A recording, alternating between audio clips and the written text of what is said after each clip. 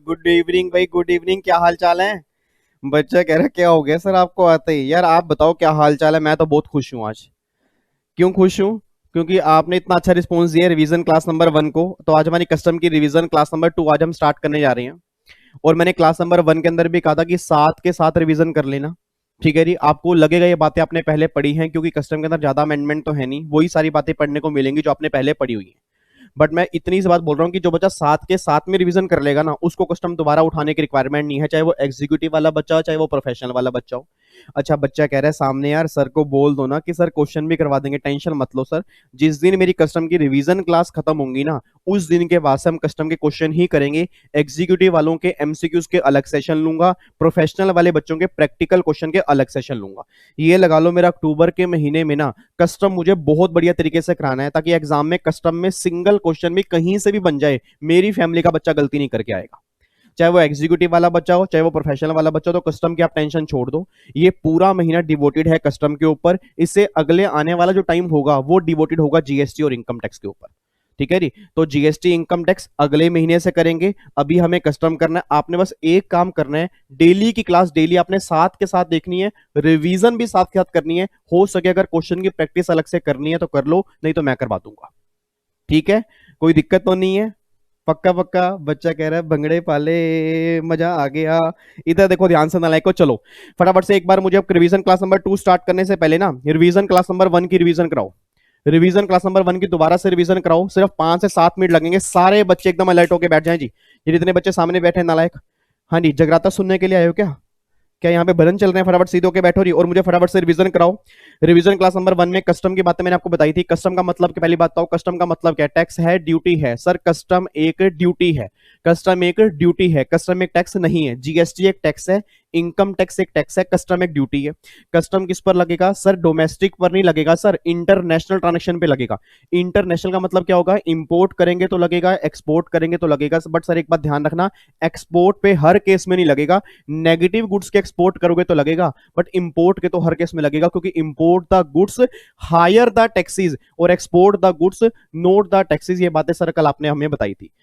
एक बात मुझे और बताओ, अगर मैं इंपोर्ट एक्सपोर्ट की बात करता हूं तो इंपोर्ट का मतलब क्या है? बाहर का सामान इंडिया में आना या बाहर से इंडिया में आना? बाहर से इंडिया में आना। एक्सपोर्ट का मतलब क्या है? इंडिया का सामान बाहर जाना या इंडिया से सामान बाहर जाना। मैंने कहा था इंडिया से सामान बाहर जाएगा तो एक्सपोर्ट में कवर होगा, और बाहर से सामान इंडिया में आएगा तो वो किस में कवर होगा? इंपोर्ट में कवर होगा। उसके बाद एक बात और बताओ जी, कस्टम ड्यूटी गुड्स पे भी लगेगी, सर्विस पे भी लगेगी, दोनों पे भी लगेगी या सिर्फ गुड्स पे लगेगी? कस्टम ड्यूटी सिर्फ गुड्स पे लगेगी। अगर बातें सर्विस की होंगी तो जीएसटी की बातें होंगी, अगर बातें गुड्स की होंगी तो जीएसटी तो लगेगा लगेगा, साथ में कस्टम ड्यूटी भी लगेगी। मैंने पहले भी कहा था जहां जहां कस्टम चलेगा वहां वहां जीएसटी भी चलेगा गुड्स वाले केस में। बट अगर सर्विस इंपोर्ट करोगे, सर्विस एक्सपोर्ट करोगे तो बातें सिर्फ जीएसटी की होंगी, उस केस में कस्टम की बातें नहीं होती सर्विस वाले केस में। अच्छा एक बात मुझे और बताओ, अब कस्टम में हमारे एक्ट कितनी है जी? फटाफट से बोलो यार, ये रिवीजन मुझे नहीं करानी है, रिवीजन आपको करानी है। जितने बच्चे सामने बैठे हैं गुस्सा आ जाएगा, मुझे फटाफट से बोलो जी। कस्टम में एक्ट कितनी है? सर कस्टम में 30 एक्ट हैं।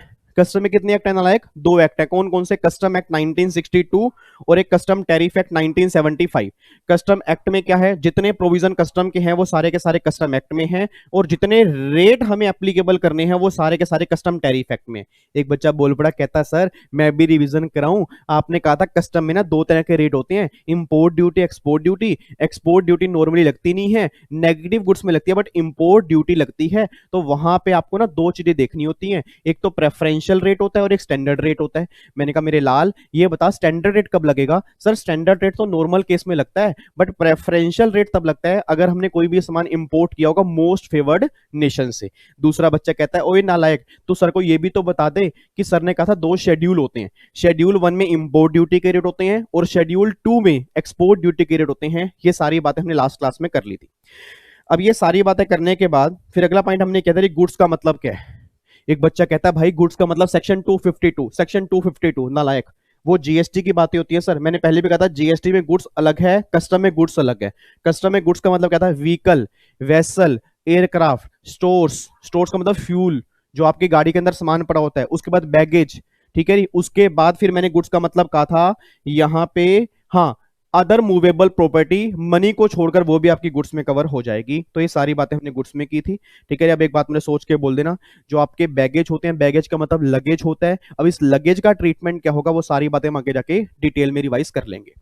उसके बाद फिर अगला पॉइंट मैंने यहाँ पे बताया था कि भैया कस्टम एक्ट आपका एक तो 1962 है और एक 1975 है। 62 में सारे प्रोविजन हैं और टैरिफ एक्ट में सारे रेट हैं। दो शेड्यूल बता दिए, किस शेड्यूल में कौन से रेट हैं, वो सारी बातें आपने रिवाइज करनी है। इन सब बातों के बाद ना अगला पॉइंट हमने किया कस्टम ड्यूटी की टाइप्स कौन कौन सी होती हैं। एक सामने वाला बच्चा बैठा प्रोफेशनल का, कहता यार ये इतना सर फास्ट क्यों करा रहे हैं, क्या हो गया सर की गाड़ी को रोक लो। दूसरा बच्चा कहता है नालायक तो पहली क्लास में नहीं आया था कि पहली क्लास की रिवीजन तो इतनी फास्ट ही होगी ना। अरे मेरे लाल मेरे ग्रे कलर के बच्चे, वेरी गुड। अगर आपको फास्ट लग रहा है ना तो भागना मत, ये रिवीजन क्लास नंबर 1 की रिवीजन करा रहा हूं मैं, ठीक है ना। जल्दबाजी में करानी पड़ेगी ना, ऑब्वियस सी बात है, क्योंकि आपने रिवीजन क्लास नंबर 1 डिटेल में पढ़ ली है। अब मुझे रिवीजन जल्दबाजी में करानी है, कहीं आप छोड़ के भाग जाओ भाई विवेक सर तो इतना फास्ट करवा रहे हैं। जब मेरा टॉपिक आज का स्टार्ट होगा तो हम आराम से करेंगे, तसल्ली से करेंगे, बट अभी सिर्फ रिवीजन करा रहा हूं इसलिए मेरी स्पीड फास्ट है, ठीक है। ओके ओके, बच्चा कह रहा है यस सर। चलो फटाफट से बताओ जी कस्टम ड्यूटी के टाइप्स कौन कौन से हैं। अब दो तरह की होती है, import duty, export duty. Export duty मैंने कहा था कि नॉर्मली वो नहीं लगती, बट अगर नेगेटिव गुड्स की बात होगी तो उस केस में एक्सपोर्ट ड्यूटी लग सकती है। इंपोर्ट ड्यूटी तो भैया कई तरह की होती है, क्योंकि मैंने कहा था import the goods higher the taxes. सबसे पहले इंपोर्ट ड्यूटी क्या होती है, बेसिक कस्टम ड्यूटी। फिर मैंने कहा था पहले सीवीडी 31 था, सीवीडी 35 था, उन दोनों को खत्म करके गवर्नमेंट क्या लेके आ गई, जीएसटी। फिर तीसरा मैंने कहा प्रोटेक्टिव ड्यूटी होती है, सेफ गार्ड ड्यूटी होती है, एंटी डंपिंग ड्यूटी होती है, अदर कस्टम ड्यूटी होती है और कंपनसेशन सेस होता है। ये सारी ड्यूटी लगने के बाद फिर कहीं जाके सामान इंडिया में आता है और तब जाके हमारी डोमेस्टिक इंडस्ट्री प्रोटेक्ट होती है। याद करो मैंने कहा भी था इतनी सारी ड्यूटी लगने का रीजन क्या है कि भैया हमारे देश को बचाना है। हमारे देश को बचाना है तो टैक्स लगाना है। हमारे देश को बचाया कैसे जाएगा, क्योंकि अगर ये सारी ड्यूटी एप्लीकेबल नहीं होंगी तो make in India, startup India, stand up India जो मोदी साहब बार बार बोलते हैं कि इंडिया में मैन्युफैक्चरिंग करो, तो अगर कॉस्ट यहां पे ज्यादा आएगी और वहां ड्यूटी लगेगी तो वहां का सामान सस्ता हो जाएगा, और अगर वहां का सामान सस्ता होगा तो इंपोर्ट ज्यादा करेंगे, इंपोर्ट ज्यादा करेंगे तो हमारा पैसा बाहर जाएगा, उससे हमारे देश को नुकसान होगा। तो गवर्नमेंट ने क्या किया कि भैया हमें इंडिया को प्रमोट करना है। याद करो मैंने कहा था लोकल के लिए वोकल बनो, लोकल के लिए वोकल बनो, रीजन बीइंग क्योंकि हमें इंपोर्ट कम से कम करना है, ठीक है जी। तो ये सारी ड्यूटी इंपोर्ट के ऊपर एप्लीकेबल होती हैं। आपके एग्जाम में क्वेश्चन बन सकता है कि भैया बताओ इंपोर्ट ड्यूटी कितनी तरह की होती है और कौन कौन सी होती है। ये सारी इंपोर्ट ड्यूटी आपके सामने है। उसके बाद कस्टम लॉ का ऑब्जेक्टिव मैंने आपको बताया था भैया रेवेन्यू कलेक्ट करना है, इंपोर्ट एक्सपोर्ट को रेगुलेट करना है, हमारे देश की इंडस्ट्री को बचाना है, स्मगलिंग को बचाना है, इलीगल इंपोर्ट एक्सपोर्ट को बचाना है। ये सारे के सारे ऑब्जेक्टिव होते हैं। उसके बाद फिर हमने इंडिया की डेफिनेशन की कस्टम में। मुझे फटाफट से बोल दो रही, जब जो डेफिनेशन आपने जीएसटी में की, जो डेफिनेशन आपने इनकम टैक्स में की, क्या वही सेम है? नहीं सर वो सेम नहीं है। यहाँ पे एक पॉइंट अलग था, इंडियन कस्टम वोटर। मैंने कहा था पहले तो आपकी बेस लाइन होगी, उस बेस लाइन से 12 नॉटिकल माइल्स होगा, उस बेस लाइन से 200 नॉटिकल माइल्स होगा। 12 नॉटिकल माइल्स वही TWI, 200 नॉटिकल माइल्स के दो नाम होंगे, एक तो होगा EEZ और दूसरा क्या होगा, इंडियन कस्टम वोटर। अगर मैं इंडियन कस्टम वोटर की बात करूंगा तो वहां पे गवर्नमेंट कहते हैं इंपोर्ट ड्यूटी चार्ज नहीं करेंगे, हम स्टॉप कर सकते हैं, हम अरेस्ट कर सकते हैं, हम सर्च कर सकते हैं, हमारे पास इतनी पावर है। इंपोर्ट एक्सपोर्ट करने के लिए वो सामान 12 नॉटिकल माइल्स के अंदर आना चाहिए या 12 नॉटिकल माइल से बाहर जाना चाहिए, तभी वो इंपोर्ट एक्सपोर्ट होगा। 200 नॉटिकल माइल्स का area only for arrest purpose है, ओनली फॉर सर्च पर्पस है, ओनली फॉर स्टॉप पर्पस है। इन तीनों के अलावा किसी भी पर्पस के लिए ये 200 नॉटिकल वाला एरिया हमारे किसी काम का नहीं है। तो ये सारी बातें हमने यहाँ पे आपको बता दी थी जी, ये सारी बातें हमने कर ली थी। उसके बाद EZ आपका बता दिया। फिर अगला पॉइंट हमने क्या, इंपोर्ट एक्सपोर्ट कोड। फटाफट से बोलते हैं इंपोर्ट एक्सपोर्ट कोड का मतलब क्या होता है, रजिस्ट्रेशन नंबर। जैसे आपका जीएसटी में 15 डिजिट का होता है, ये ऐसे यहाँ पे 10 डिजिट का होता है। उसके बाद यहाँ पे इसको इशू कौन करता है, DGFT, फुल फॉर्म बोलो जी, डायरेक्टरेट जनरल फॉरेन ट्रेड, ये हमारा होता है। उसके बाद यहाँ पे बैगेज वाले केस में हमें नंबर नहीं चाहिए होता, फॉर्म नंबर क्या होता है, ANF 2A, और वेबसाइट आपके सामने यहाँ पे लिखी हुई है। ये सारी बातें हमने की। उसके बाद फिर मैंने कहा था इंपोर्ट एक्सपोर्ट करने के मोड कौन कौन से होते हैं, जल थल वायु, ठीक है जी। इट मीन सी एयर और लैंड।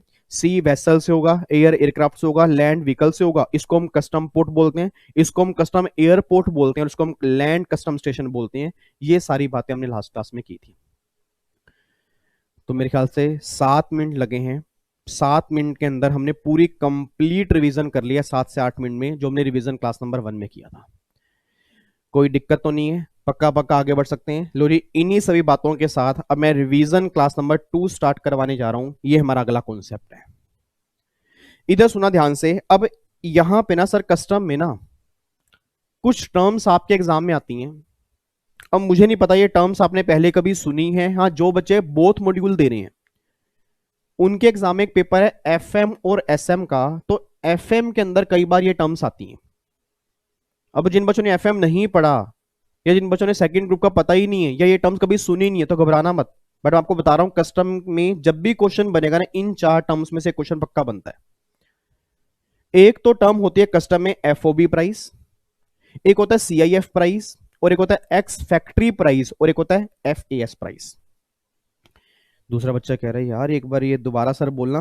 पहला होता है एफओबी प्राइस, एक होगा सीआईएफ प्राइस, एक होगा एक्स फैक्ट्री प्राइस, और एक होगा एफएएस प्राइस। अब इन चारों प्राइस का मतलब क्या है और ये चारों प्राइस कैलकुलेट कैसे होते हैं, ये आपके एग्जाम में क्वेश्चन बन सकता है। प्रोफेशनल के एग्जाम में 2 बार क्वेश्चन बन चुका है, what is the difference between FOB and CIF price. Executive के एग्जाम में एमसीक्यू डायरेक्टली क्वेश्चन बन जाएगा, एफओबी प्राइस निकालना है, इनमें से कैसे निकलेगा। सीआईएफ प्राइस निकालना है, इनमें से कैसे निकलेगा। एक्स फैक्ट्री प्राइस, इनमें से क्या होता है, और एफएएस प्राइस निकालने के लिए क्या चीज ऐड करनी है, क्या माइनस करनी है, आपके एग्जाम में एमसीक्यूज बन जाएंगे। बच्चा कहता है सर एमसीक्यूज तो बाद में बनेंगे, पहले ये तो बताओ ये होता क्या है। इधर सुना ध्यान से। अब इसको समझाने के लिए मैं एक छोटा सा एग्जांपल लेता हूं। आपके सामने मैंने डायग्राम बनाया हुआ है, इस डायग्राम की नोटिंग मत करना, मैं टेलीग्राम चैनल के ऊपर ही डाल दूंगा, वहां से भी आप देख सकते हो, और अगर नोटिंग करने कर सकते हो, बट अभी नहीं, पहले समझ लो इसका मतलब होता क्या है। अब यहां पे आपके सामने इधर देखना, ये इंडिया की बेसलाइन है, ये कंट्री है एक्सपोर्टर, मतलब जहां से मैं सामान इंपोर्ट करूंगा, क्योंकि वो बन गया एक्सपोर्टर, उसके लिए तो एक्सपोर्टर हो गया ना। ये एक्सपोर्टर की प्रीमाइसेस है।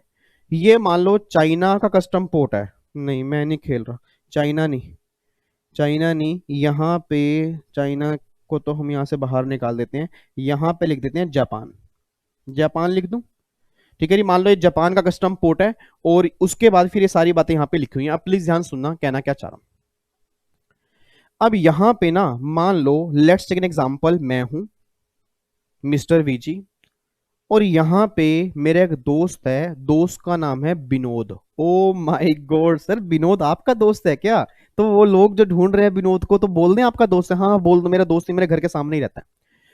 अब विनोद ने मुझे बोला कि यार विवेक एक बात बता, तू सारा दिन अपना यूट्यूब पे क्लासेस डालता रहता है भाई, पढ़ता रहता है, तू अपना कभी घूमने फिरने जाता नहीं जाता? अब तो तेरी शादी भी हो गई, घूमने फिरने जा। मैंने कहा नहीं नहीं यार, अभी मेरे बैचेस चल रहे हैं, मेरे नए बैच अभी स्टार्ट हुए हैं, और यूट्यूब पे मैंने कमिटमेंट भी काफी सारे बच्चों से की हुई है, तो मैं अभी घूमने नहीं जाऊंगा। हाँ 2-3 महीने के बाद जब मेरी कमिटमेंट सारी पूरी हो जाएंगी फिर मैं घूमने के लिए जाऊंगा। तो विनोद ने बोला कि भाई मेरे साथ चलेगा। मैंने कहा कहाँ जाना है? कहता जापान जाना है। मैं कहा जापान क्यों जाना है? तो विनोद की जो दुकान है ना, विनोद की दुकान है मोबाइल की।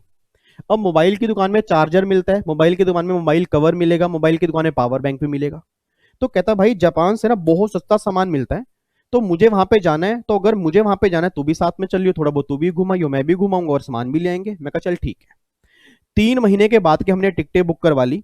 अब 3 महीने जब मेरे बैचेस कंप्लीट हुए, सारी कमिटमेंट्स मेरी पूरी हो गई, तो हम चले गए जापान घूमने के लिए। जैसे हम जापान घूमने के लिए गए ना, तो वहां पे पूरी मार्केट बनी हुई थी जबरदस्त तरीके की, और सारी मार्केट होलसेल की थी।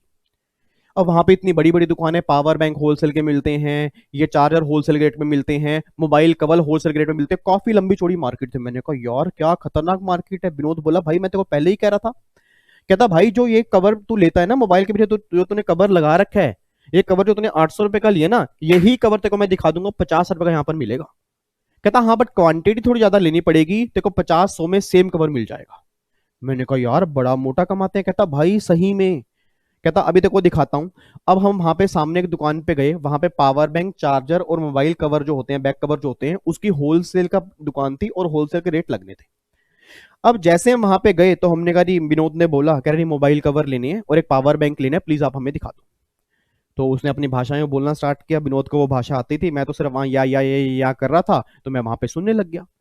तो उसने बोला रही मोबाइल कवर कितने का है? तो उसने बोला रही मोबाइल कवर जो है, ये मोबाइल कवर आपका, लेट्स टेक एन एग्जांपल, ये वाला मोबाइल कवर जो है आपको, सेम मोबाइल कवर जो है आपको 50 रुपए का पड़ेगा। मेरे तोते उड़ गए, मेरी आंखें खड़ी हो गई। मैंने कहा यार 50 रुपए का भाई, मैंने तो 800 रुपए का लिया। मैंने मन में सोचा, मैंने कहा मैंने तो 800 रुपए का मंगाया, 50 रुपए का। कह रहा 50 रुपए का पड़ेगा, 50 रुपीज का पड़ेगा, बट आपको मिनिमम 5000 क्वांटिटी लेनी पड़ेगी। अब जैसे ही 5000 क्वांटिटी बोली, विनोद कह रहा निकल भाई निकल यहां से। कह रहा 5,000 तो क्वालिटी लेनी, मतलब लेनी नहीं है, ये तो बिकेंगे सिर्फ 100-200। तो उस पर्सन ने बोला देखो ये आपको 50 रुपए का पड़ेगा, अगर कम से कम 5,000 लोगे, आप थोड़े कम लोगे तो प्राइस ये बढ़ता रहेगा। तो उसने बोला, विनोद ने बोला नहीं मेरे को तो 500 लेने हैं। तो उस दुकानदार ने बोला जी अगर आपको 500 लेने हैं ना, तो ये जो आपको पड़ेगा ये 300 रुपए का पड़ेगा, 300 रुपए से कम का नहीं पड़ेगा। अब कहाँ 50, कहाँ 300 और कहाँ मैंने 800 का लिया। अब मैंने विनोद को बोला, मैं कहा विनोद चल बाहर चल, चलते को बात करनी आती नहीं यार, तू निकल यहाँ से बाहर निकल। तो मैंने उससे पूछा विनोद को, तो मैं कहा विनोद तूने सही बता कितने लेने हैं। कहता यार ज्यादा नहीं बिकते ये, मैं मैक्सिमम 1000 ले लूंगा, बट मैं 5,000 थोड़ा ले पाऊंगा। मैं कहा तू 1000 ले लेगा ना। कहता 1000 तो मैं ले लूंगा, कैसे भी करके अरेंज कर लूंगा, बट मैं 1000 से ऊपर नहीं ले पाऊंगा, इतने मेरे पास पैसे ही नहीं है, और मैं इतना स्टॉक मैं करूंगा क्या। मैं कहा तू टेंशन मत ले, अब तू मत बोलियो मैं बोलूंगा। मैं दुकान के अंदर गया, मैंने कहा या तो कह रहा क्या हुआ। मैं कहा जी मेरे को अपना पावर बैंक लेने हैं, और पावर बैंक लेने तो मेरे को ये आप कह रहे हो 5,000, मेरे को तो सर ये 20,000 पावर ये चाहिए, सॉरी 20,000 कवर चाहिए। कह रहा 20,000 कवर चाहिए, आपका फ्रेंड तो यहाँ पे 500 कह रहा है। मैं कहा उसकी दुकान सच छोटी है, मेरा जो बिजनेस है मेरा बहुत बड़ा बिजनेस है, तो मेरे को कम से कम 20,000 ये कवर चाहिए, और मेरे को अभी सैंपल सिर्फ जो है, सिर्फ सैंपल मेरे को 1000 दे दो, और जैसे ही 1000 का मतलब वहां पे अप्रूव हो जाएगा तो मैं आपसे 20,000 मंगा लूंगा। कह रहा है नहीं नहीं ऐसे थोड़ा होता है, आप तो हमें पागल बना रहे हो। मैंने कहा क्यों क्या हो गया। कहता जी आप तो 20,000 दिखा के 1,000 ले जाओगे। मैं कहा सर अगर दुकानदारी आपको ऐसे करने फिर दुकानदारी नहीं चलेगी, आपको विश्वास करना पड़ेगा। मेरे को 20,000 से भी ज्यादा चाहिए हो सकते हैं, क्योंकि मेरी सेल बहुत मोटी है इंडिया में, ठीक है, ये मुझे आपकी दुकान पे लेके आया, ठीक है, तो मुझे भी आप पे ट्रस्ट करना पड़ेगा, तो मुझे अभी सिर्फ 1000 का सैंपल दे दो, 50 रुपए का लगा लो, जैसे ही मैं जाऊंगा, जैसे ही सैंपल अप्रूव होगा ना, तो मैं आपसे 20,000 का ऑर्डर दे दूंगा। तो उसने कहा नहीं नहीं सर ऐसा नहीं होता, अगर आपको 1000 लेने हैं, आपका 20,000 की डिमांड है, तो ठीक है आप कुछ पैसा में एडवांस करा दो। मैंने कहा नहीं आप ये बताओ अब फाइनल कितना पड़ेगा। उसने मुझे बोला जी आप अगर 1000 लोगे तो कम से कम आपको 150 का पड़ेगा। मैंने कहा सर फिर फायदा क्या हुआ। अब मैंने उसको बातों में फंसा लिया, बातों में फंसा के ये वो इमोशनल अत्याचार किया, मैंने काफी सारी बातें की, तो फाइनली वो कहता ठीक है चलो ये 50 रुपए का पड़ जाएगा, बट सर जाते ही आप ऑर्डर दे देना। मैं कहा सर अगर क्वालिटी बढ़िया होगी तो मैं क्यों ऑर्डर नहीं दूंगा यार। मैं कहा मुझे 20,000 नहीं सर 50,000 भी चाहिए हो सकते हैं, तो ये तो मैं सिर्फ 20,000 की बात कर रहा हूँ, और जाते ही ऑर्डर दूंगा, आप टेंशन मत लो, आप 50 रुपए का पैक कर दो। अच्छा अब जैसे उसने 50 रुपए का, हाँ जी कई बच्चे सो गए हैं, कई बच्चे सोने की तैयारी कर रहे हैं, फटाफट से उठ जाओ जी। अब कहानी हमारी खत्म हो गई है, क्योंकि कहानी के बीच में कई बच्चे सो जाते हैं ना। अब जैसे उसने 50 रुपए की बात की, तो मैं कहा चल विनोद खड़ा हूं, तो मैं कहा जी भिजवा देना, हम घर जा रहे हैं, अपना 50 रुपए के हिसाब से पेमेंट कर, मतलब पेमेंट अपनी जो होगी हम यहाँ पे कर रहे हैं, और ये अपना भिजवा देना। तो कह रहा हेलो कहाँ। मैं कह रही अभी तो बात हुई है 50 रुपए। कह रहा 50 रुपए का जो प्राइस है ना, वो यहाँ यहाँ का प्राइस है 50 रुपए का, हम यहां से उठा के ना आपको बाहर तक भी नहीं देंगे। मैं कह रही क्या बेकार की बातें कर रहे हो, ये तो भी यहां से आपके जापान पोर्ट पे जाएगा, पोर्ट से फिर बीच का रास्ता होगा, फिर वहां हमारे पोर्ट पे आएगा, फिर जाके मेरे घर आएगा, तो ये घर तक का प्राइस नहीं है क्या। कहता ऐसा करते हैं आपको भी घर छोड़ आते हैं। मैंने कहा मतलब। कहता ये 50 रुपए का प्राइस जो है वो मेरी फैक्ट्री पर प्राइस है, फैक्ट्री पर प्राइस है, यहां से उठा के हम नहीं देंगे। तो मैंने कहा कि सर अपना इसको कम से कम कस्टम पोर्ट तक तो भिजवा दो यार। भाई कस्टम पोर्ट तक तो भिजवा, जो भी रास्ते का खर्चा है वो तो तुम बियर कर लो यार, हम तुम्हारे एक नए कस्टमर है, तुम्हारी कंट्री में पहली बार आए, तुम कैसे कैसे बेकार की बातें कर रहे हो। तो उसके दूसरे भाई ने, जो दोनों भाई थे, उसके भाई ने बोला यार भिजवा दो यार, कोई बात नहीं, कि आप तो 50,000 पावर बैंक ले ले, बाद में 50,000 कवर ले ले। तो उसने कहा ठीक है जी हम ये आपके अपने पोर्ट तक भिजवा देते हैं, वहां तक की रिस्पॉन्सिबिलिटी मेरी है, उसके बाद की रिस्पॉन्सिबिलिटी मेरी नहीं है। अब सुना ध्यान से मैं कहना क्या चाह रहा हूं। अब जब उस जापान वाले पर्सन ने बोला कि भैया ये मेरी फैक्ट्री में ये कवर पड़ा है, और ये 50 रुपए का यहां पे है, इट मीन इसके बाद के जितने भी खर्चे होंगे वो तुम्हारे होंगे, तो इस 50 रुपए को हम पता क्या बोलते हैं, एक्स फैक्ट्री प्राइस। मेरे पीछे बोलो, इस 50 रुपए को हम क्या बोलते हैं, एक्स फैक्ट्री प्राइस बोलते हैं। एक्स फैक्ट्री प्राइस का मतलब ही होता है कि एक्सपोर्टर की प्रीमाइसिस पर जो प्राइस था उसको हम बोलते हैं एक्स फैक्ट्री प्राइस। सर वो तो एक्सपोर्टर है ना, इंपोर्टर तो मैं हूं। हेलो हाँ जी, नहीं सोना नहीं है बिल्कुल भी।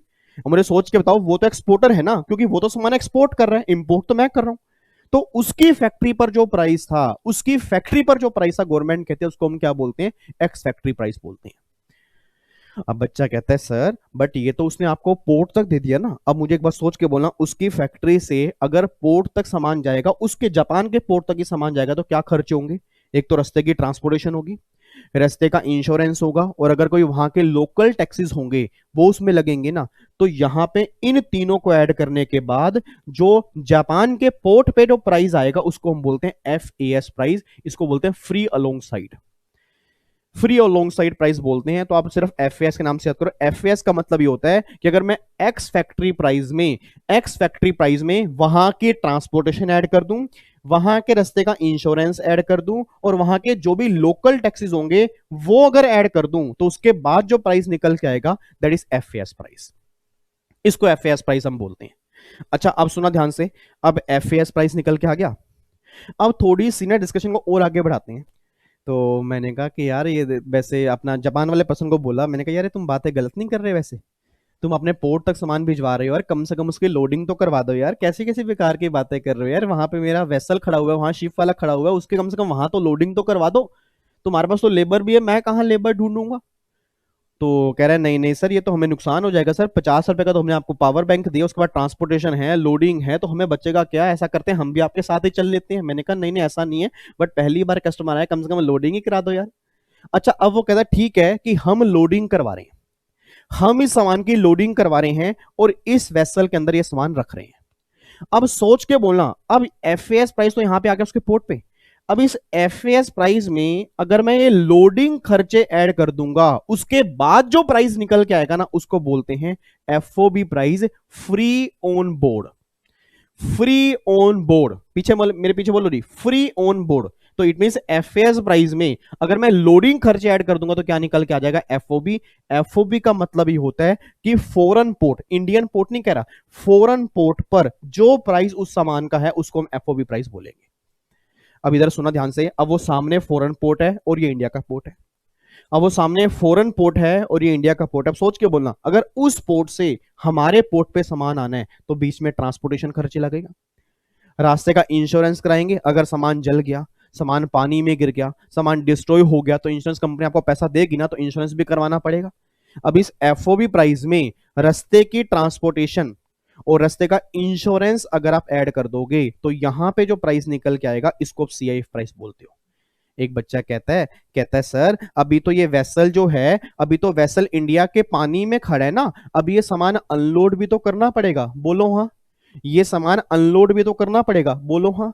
कहता सर फिर ये अनलोडिंग खर्चे जो होंगे, जो लेबर लगेगी वो अनलोडिंग खर्चे भी तो लेगी, तो क्या वो अनलोडिंग खर्चे सीआईएफ प्राइस में ऐड नहीं होंगे? नहीं नहीं नहीं, भूल के भी मत कर देना, पहले होते थे सर, पहले होते थे।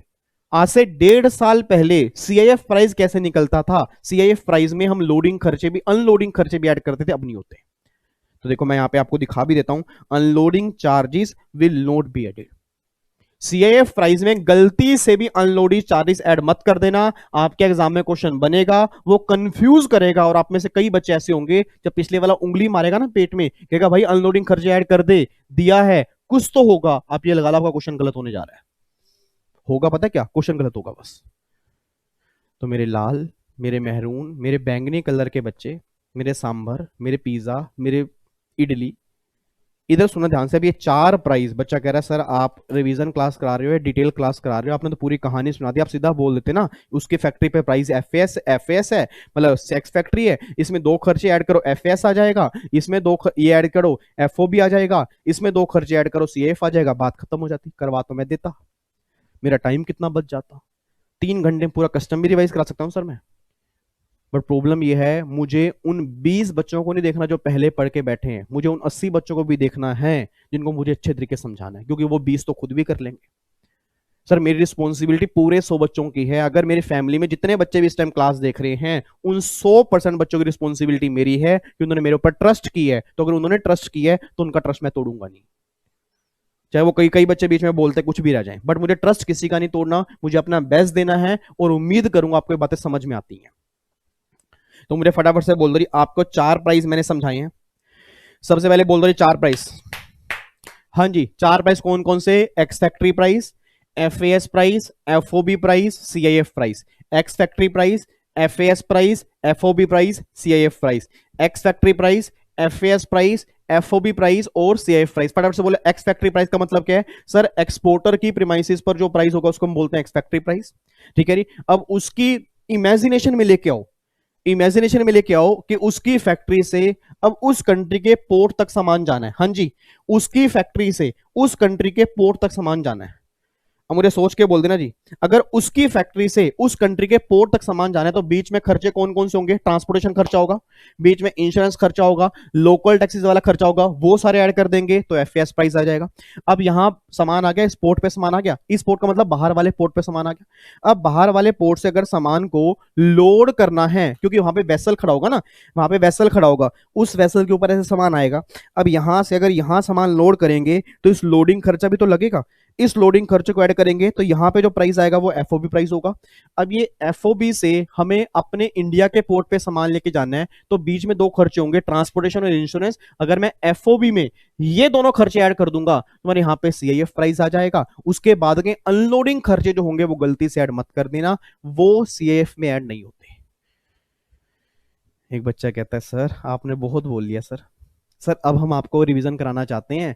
तो ये सामने मेरे दो क्यूट क्यूट से बच्चे बैठे हैं, कई बच्चे सेशन छोड़ के भाग गए, उनको लग रहा है तो हम कर लेंगे। कई बच्चे बैठे हैं, सामने वाले दो बच्चे तो बड़े क्यूट से बैठे हंसते जा रहे हैं, कह रहे ओहो माय गॉड सर मजा आ रहा है। इधर देखो ध्यान से, चलो आप मुझे बताओ एक्स फैक्ट्री प्राइस बताओ क्या होता है? बताओ, हंस रहे थे ना आप। एक्स फैक्ट्री प्राइस क्या होता है? सर एक्स फैक्ट्री प्राइस होता है वो जो आपने जापान वाली फैक्ट्री पे प्राइस बताया था ना, उस प्राइस को हम एक्स फैक्ट्री प्राइस कहते हैं। Very good. एफएएस प्राइस बताओ, आप बताओ ये एफएएस प्राइस क्या होता है? सर एक्स फैक्ट्री प्राइस में, यार एक्स फैक्ट्री प्राइस में सर ने कहा था एक्स फैक्ट्री प्राइस में जापान के पोर्ट तक सामान ले जाओ तो जापान के पोर्ट तक जाने में दो खर्चे होते हैं, ट्रांसपोर्टेशन, इंश्योरेंस, लोकल टैक्स। हाँ सर याद आ गया, एक्स फैक्ट्री प्राइस में अगर हम ट्रांसपोर्टेशन, इंश्योरेंस और लोकल टैक्स अगर ऐड कर देंगे तो उसमें निकल जाएगा एफएएस प्राइस। Very good. ये एक बच्चा सामने और बैठा है, अब बताओ एफओबी प्राइस कैसे निकलेगा? सर एफएएस प्राइस में लोडिंग खर्चे ऐड कर देंगे तो एफओबी आ जाएगा, और एफओबी में अगर रास्ते की ट्रांसपोर्टेशन और रास्ते का इंश्योरेंस अगर ऐड कर देंगे तो सीआईएफ प्राइस आ जाएगा। सर ये चार प्राइस आपने बताए हैं और इस तरह से निकलते हैं। ठीक है जी, आओ आपको मैं दिखा देता हूं एक बार, देखो जी एफएएस प्राइस कैसे निकला। एक्स फैक्ट्री प्राइस प्लस में ट्रांसपोर्टेशन प्लस में इंश्योरेंस प्लस में लोकल टैक्स, इस प्राइस को हम क्या बोलते हैं? एफएएस प्राइस बोलते हैं। उसके बाद देखो जी, अब अगर मैं एफएएस में ये लोडिंग अगर खर्चे ऐड कर दूंगा तो देखो यहाँ पे एफओबी प्राइस निकल के आ गया। और एफ देखो मैंने क्या लिखा है, all the expenditure up to this point will be included in FOB value. मतलब फॉरेन पोर्ट जो है उसके पानी में सामान लोड होने तक के जितने भी खर्चे होते हैं वो सारे एफओबी प्राइस के अंदर ऐड होते हैं। मैंने क्या लिखा sir, all the expenditure up to this point will be included in FOB value. FOB का मतलब क्या होता है? Free on board price. FOB का मतलब क्या है? Free on board. Free on board का मतलब क्या है कि भैया यहां मैंने सामान रखा, अब मैं फ्री हो गया, अब तुम्हारी रिस्पॉन्सिबिलिटी है। इसके बाद की जो भी ट्रांसपोर्टेशन है, जो भी इंश्योरेंस है, वो तुम देखोगे। अब यहां पे बीच में देखो ट्रांसपोर्टेशन, इंश्योरेंस हो रहा है, तो all the expenditure up to this point will be included in CIF value, that is value at destination port after unloading charge, sorry before unloading charges. Unloading charges जो होंगे इसमें ऐड नहीं होंगे, वो उसके बाद ऐड होंगे। तो अगर सीआईएफ की बात करते हैं तो सीआईएफ में यहां तक के मतलब इंडियन पोर्ट में पानी तक के सारे खर्चे आते हैं। पानी में अगर सामान आ जाएगा उसकी अनलोडिंग करेंगे, फिर वो पोर्ट पे सामान उतरेगा, तो ये जो अनलोडिंग खर्चे हैं वो सीआईएफ वैल्यू में ऐड गलती से मत कर देना। एक जमाने में ऐड होते थे बट अब अमेंडमेंट आ चुकी है, अब वो ऐड नहीं होंगे। तो देखो मैंने लिखा भी है, एफओबी प्लस में सीओटी प्लस में COI, unloading charges will not be added. ठीक है जी, तो आपके चार प्राइस हैं, इन चारों में से कंफर्म एक क्वेश्चन बनेगा ही बनेगा, 100% बनेगा, 100% बनेगा। फटाफट से लास्ट टाइम बोल दो फिर हम अगला आगे बढ़ते हैं जी। सबसे पहले मैंने क्या बोला? X factory price. दूसरा मैंने क्या बोला? एफएएस प्राइस। तीसरा मैंने क्या बोला? FOB price. चौथा मैंने क्या बोला? CIF price. Ex factory price का मतलब उसकी फैक्ट्री में जो प्राइस है, उसके बाद ट्रांसपोर्टेशन, इंश्योरेंस, लोकल टैक्स, एफएएस आ गया। एफएएस से वो लोडिंग किया सामान वेसल के अंदर आ गया, ये एफओबी प्राइस बन गया। और यहां से ट्रांसपोर्टेशन, यहां से इंश्योरेंस ऐड होने के बाद जो यहां पर प्राइस आएगा वो सीआईएफ बनेगा। इसकी अनलोडिंग खर्चे जो होंगे वो सीआईएफ वैल्यू में ऐड नहीं होंगे, बस ये बात ध्यान देना। तो ये सारी बातें हमारी निकल के आ गई हैं। ठीक है जी, आगे बढ़ सकते हैं। बच्चा कह रहा है यस सर आगे बढ़ सकते हैं। लो जी, अब जाके हमारे चार प्राइस क्लियर हो गए। ठीक है, इसका डायग्राम आपके सामने है, तसल्ली से देख लो। कोई भी डाउट होगा तो कमेंट बॉक्स में डाल देना, नेक्स्ट रिवीजन क्लास में उसको मैं सोल्व कर दूंगा। लो जी, अगला फिर हमारा यहां पे निकल के आ रहा है, अगला है कॉन्सेप्ट बिल ऑफ लेडिंग। मैंने क्या बोला है? बिल ऑफ लोडिंग नहीं नालायक, लोडिंग नहीं बोला मैंने, बिल ऑफ लेडिंग बोला है। मेरे पीछे बोलो, बिल ऑफ लेडिंग, 5 बार बोलना है। Bill of lading, bill of lading, bill of lading, bill of lading, bill of lading. ऐसा मैं क्यों कह रहा हूं? बिल ऑफ लोडिंग एक अलग चीज होती है। एग्जाम में क्वेश्चन आ गया बिल ऑफ लेडिंग क्या है, बच्चा बिल ऑफ लोडिंग लिख के आ रहा है, कहता है एक ही तो है, एक ही जगह वो लगा दिया। सर हम तो ऐसे ही हैं सर, हम कुछ भी कर सकते हैं, आपको हमारा पता नहीं है, हमने बड़े बड़े आए बड़े बड़े चले गए, तुम किस खेत की मूली हो? अगर बिल ऑफ लेडिंग की बात होगी तो बिल ऑफ लेडिंग का आंसर दे के आना, अगर बिल ऑफ लोडिंग की बात होगी तो बिल ऑफ लोडिंग वाला आंसर दे के आना। अब ये बिल ऑफ लेडिंग होता क्या है? पहली बात तो बिल ऑफ लेडिंग जो कॉन्सेप्ट है ना, एप्लीकेबल होता है only in the case of international transaction. It mean अगर मैं डोमेस्टिक ट्रांजेक्शन की बात करूंगा तो bill of lading word use नहीं होता। मुझे नहीं पता कितने बच्चों ने कभी नाम सुना है बिल्टी। किस किस बच्चे ने कभी नाम सुना है बिल्टी? जिन बच्चों के फादर साहब बिजनेस करते हैं ना, उन्होंने पक्का पक्का नाम सुना होगा। जब उनका ट्रांसपोर्ट से सामान आता है तो एक वर्ड होता है बिल्टी। मेरे फादर साहब का बिजनेस कुरुक्षेत्र के अंदर हैंडलूम का है, आप में से काफी सारे बच्चे जानते हैं। तो मैं दुकान के अंदर बैठता था, जब मैं सीए कर रहा था तो उस समय दुकान पापा के साथ दुकान पे हाथ बटाता थोड़ा बहुत। तो जब हमारा सामान आता था ना ट्रांसपोर्ट से, तो पापा ना कई बार फोन करके पूछते थे ट्रांसपोर्ट वाले को कि भैया बिल्टी नंबर क्या है हमारे सामान का। तो उस टाइम मुझे पता नहीं होता था कि बिल्टी है क्या। बिल्टी का मतलब होता है 3 कॉपी होती हैं, एक तो होती है सप्लायर के पास, एक मिलती है रिसीवर को, एक होती है ट्रांसपोर्टर के पास। मैंने सप्लायर का फोन किया, मैंने बोला हेलो, सप्लायर कहता हाँ जी। मैं कहा सर वो अपना सामान बुक करा दिया, क्योंकि सामान अभी तक आया नहीं। उसने कहा बाबूजी सामान तो बुक करा दिया। कहता ये बिल्टी नंबर लो मुझसे। मैंने कहा बिल्टी नंबर क्या है? कह रहा बिल्टी नंबर है 1545। इसने मुझे बिल्टी नंबर दिया सप्लायर ने। मैंने फोन किया ट्रांसपोर्टर को, जिस ट्रांसपोर्टर से उसने सामान बुक करवाया था। मैंने फोन किया, मैंने कहा हाँ जी भाई साहब मैं अपना यहाँ बोल रहा हूँ, मेरे पापा जी का नाम मैंने लिया, मैंने कहा मैं इस दुकान से बोल रहा हूँ, वो सामान अपना कब तक पहुंचेगा? कह रही कौन बोल रही हो, कम से कम बिल्टी नंबर बताओ, यहाँ तो कई लोगों का सामान आता है। मैं कह रही बिल्टी नंबर है 1545। कह रहा 1545 बिल्टी नंबर, अच्छा अच्छा अच्छा, आपकी हैंडलूम की शॉप है क्या? कहता आपका शाम तक सामान आ जाएगा, यहाँ से लोड हो चुका है। अब देखो बिल्टी नंबर उसके पास भी है, बिल्टी नंबर सप्लायर के पास है, बिल्टी नंबर मेरे पास भी है। यही सेम होती है बिल ऑफ लेडिंग, जिसको हम यूज करते हैं इंपोर्ट एक्सपोर्ट में। तो नॉर्मल डोमेस्टिक में जिसको हम बिल्टी नंबर बोलते हैं, जीएसटी में जिसको हम इनवॉइस बोलते हैं, इनवॉइस की भी 3 कॉपी होती है ना, ओरिजिनल डुप्लीकेट ट्रिप्लीकेट, याद आ रहा है ना? ऐसे ही कस्टम में इंपोर्ट एक्सपोर्ट वाले केस में बिल ऑफ लेडिंग होता है। और बिल ऑफ लेडिंग है क्या सर? बिल ऑफ लेडिंग कुछ भी नहीं है। Bill of lading is seller और इस शिपिंग कंपनी के बीच का एक एग्रीमेंट है। इट मींस अगर एग्जाम में क्वेश्चन बन गया बिल ऑफ लेडिंग है क्या, बिल ऑफ लेडिंग की कितनी कॉपी होती है, ओरिजिनल कॉपी क्या है, डुप्लीकेट कॉपी कहां है, ट्रिप्लीकेट कॉपी कहां है, ये सारी बात आपको पढ़नी पड़ेगी। तो bill of lading is nutshell जो आपका नॉर्मल लाइफ में बिल्टी है, जो जीएसटी में नॉर्मली इनवॉइस काम करता है, वही सेम कस्टम में बिल ऑफ लेडिंग काम करता है एक तरह का। बिल ऑफ लेडिंग का मतलब यह है कि उस सेलर ने सामान ट्रांसपोर्ट के थ्रू भिजवा दिया, ये एग्रीमेंट हो गया। 3 कॉपी होंगी, इसकी ओरिजिनल कॉपी जो होगी बिल ऑफ लेडिंग की वो इंपोर्टर मतलब मेरे पास आएगी। उसके बाद एक कॉपी रिटेन करेगा एक्सपोर्टर, और एक कॉपी जो होगी वो मास्टर ऑफ वेसल, मतलब जो शिप चलाने वाला वेसल का मास्टर है, एक कॉपी उसके पास भी होगी। ठीक है जी। अभी देखो मैंने यहां पे क्या लिखा है, बिल ऑफ लेडिंग, बहुत ध्यान से पढ़ना, आपके एग्जाम में क्वेश्चन बन सकता है जी।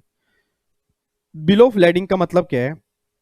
ए document sign between shipper, a document sign between shipper, shipper means ये सेलर, ये जो एजेंट है जो भिजवा रहा है, and the carrier, carrier means क्या होता है? ये जो ट्रांसपोर्ट कंपनी है उसका। तो a document sign between seller and carrier shipping company that detail of types quantity and destination of goods, मतलब जिसमें क्वांटिटी कितनी होगी, टाइप्स कितनी होगी, डेस्टिनेशन क्या है गुड्स की, ये सारी की सारी बातें आपकी इसके अंदर मेंशन होंगी बिल ऑफ लेडिंग में। एक बच्चा कहता है सर सर, मैंने कहा हाँ हाँ सर, हमारे एग्जाम में क्वेश्चन कैसा बन सकता है? आपके एग्जाम में क्वेश्चन ये बनेगा बिल ऑफ लेडिंग की कितनी कॉपी होती है, ओरिजिनल कॉपी किसके पास जाती है, क्या ट्रांसपोर्टर के पास कोई कॉपी जाती है, क्या एक्सपोर्टर जिससे हमने सामान लिया क्या वो कोई कॉपी रिटेन करता है, और बिल ऑफ लेडिंग जो है वो एग्रीमेंट किसके बीच में है, मतलब क्या वो एग्रीमेंट एक्सपोर्टर और इंपोर्टर के बीच में है? क्या आपके एग्जाम में क्वेश्चन बनेगा एमसीक्यूज, क्या ये एग्रीमेंट इन दोनों के बीच में हो रहा है? नहीं। क्या ये एग्रीमेंट ट्रांसपोर्टर और इंपोर्टर के बीच में हो रहा है? आंसर इज नहीं। क्या ये एग्रीमेंट सेलर और ट्रांसपोर्टर के बीच में हो रहा है? Answer is yes.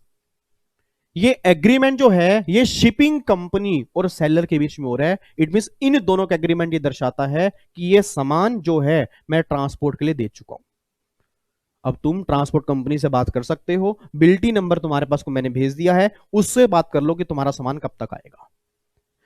तो देखो मैंने यहां क्या लिखा है, a document sign between shipper मतलब seller and carrier that detail of type quantity and destination और bill of landing serve three main function. इसके तीन फंक्शन मेन होते हैं। पहला, a receipt of goods have been loaded, मतलब ये एक प्रूफ है कि आपका गुड्स लोड हो चुका है, ये एक प्रूफ है कि आपका गुड्स वहां से चलने वाला है। उसके बाद evidence of contract between shipper and carrier, ये प्रूफ है, ये एविडेंस है इन दोनों के बीच में एग्रीमेंट हो चुका है। और document of title of goods, document of title of goods transfer कर दिया गया है। ये तीन मेन फंक्शन जो हैं, ये तीन मेन फंक्शन कौन बताएगा? ये बिल ऑफ लैंडिंग बताएगा। तो बिल्कुल एक छोटा सा कॉन्सेप्ट है, ठीक है। आपके एग्जाम में, एग्जीक्यूटिव एग्जाम में क्वेश्चन बन सकता है, प्रोफेशनल के एग्जाम में बनने के इतने चांसेस नहीं है। कोई दिक्कत तो नहीं है, ठीक है। अब आगे बढ़ सकते हैं। मुझे फटाफट से बोल दो अभी तक मैंने क्या बताया जी। अभी तक एक तो हमने एक्स फैक्ट्री प्राइस की बात की है, एफएस प्राइस की बात की है, एफओबी प्राइस की बात की है, सीआईएफ प्राइस की बात की है, और फिर मैंने बिल ऑफ लैंडिंग कॉन्सेप्ट क्या है उसके बारे में आपको बताया। देखो मैंने यहाँ पे लिखा भी है कि अगर मैं शिप की बात करूंगा तो बिल ऑफ लैंडिंग नॉर्मली बोलते हैं, एयर की बात करूंगा इसका नाम होता है एयरवे बिल, लैंड की बात करूंगा डिलीवरी ऑर्डर बोलते हैं, और अगर डोमेस्टिक में जिसको हम बोलते हैं बिल्टी, ठीक है। तो अगर आप इंपोर्ट एक्सपोर्ट कर रहे हो तीन रूट से, अगर शिप से कर रहे हो बिल ऑफ लैंडिंग नाम देते हैं, एयर से कर रहे हो एयरवे बिल नाम देते हैं, लैंड से कर रहे हो तो डिलीवरी ऑर्डर नाम देते हैं, और अगर इंडिया से इंडिया के बीच में ही कोई सामान सेल परचेज कर रहे हो तो उस केस में नाम bill of landing, airway bill या डिलीवरी ऑर्डर नहीं होता, उस केस में नाम क्या होता है? बिल्टी, ठीक है जी। तो ये सारी बातें आपके सामने है। उसके बाद फिर हमारा अगला कॉन्सेप्ट है जी इंपोर्ट मैनिफेस्ट और इंपोर्ट रिपोर्ट क्या होता है। अब ये इंपोर्ट मैनिफेस्ट का मतलब क्या है वो सुना ध्यान से। सर एक बात उन्हें सोच के बोलना, अब जब कभी बाहर से सामान इंडिया में आएगा तो आपको क्या लगता है?